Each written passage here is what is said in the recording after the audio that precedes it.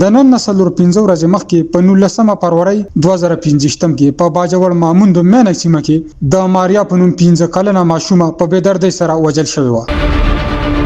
د دې واقعیا د خبرېدو سره سم د باجوړ پولیس مشر ډي پی او وقاص رفیق په اکشن کې راغله او دغه ماشومه ډیډ باډي په خپل تحویل کې واغسته او د دې لپاره فورا انویسټیګیشن شروع کو. همدغه شان په 30 غنټو کې دنه دغه ماشومه قاتل گرفتار کو. دغه ملزم ماریا بیبي 15 کلمه ماشومه لا د سموسې لالچ ورکړو او د دې په باندې بوتل او بیا قتل کړو.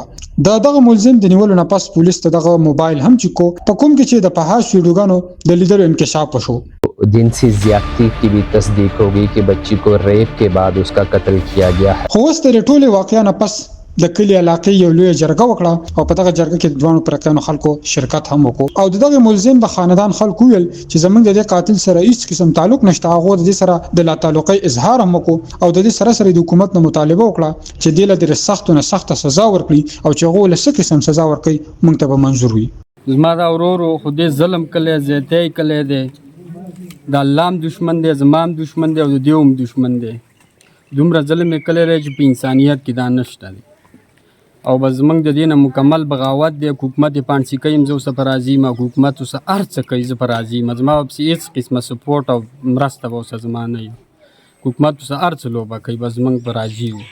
حکومت بیا غواړي هلته به یو صحیح خبره به کوي، سمه به کوي. کبرانه ترې کله راوتې وه دا ټوله جرګه یې واورئ دا میډیا ده، نو بیا به ګوره زما دا خبره نه وي، بیا به هم دا خبره نه وي، بیا ټول واورئ بیا څوک ونه وه چې ستا دغه نه زیاتی وشو.